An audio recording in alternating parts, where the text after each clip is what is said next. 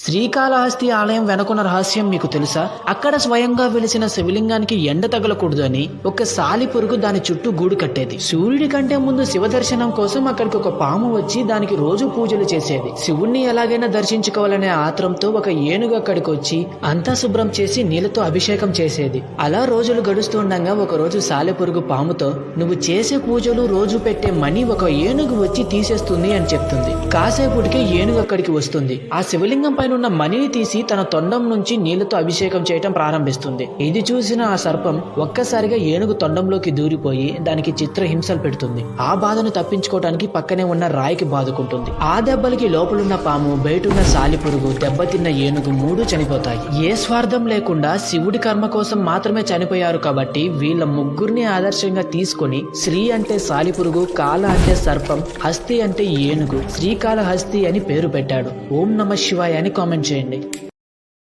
Download ShareChat.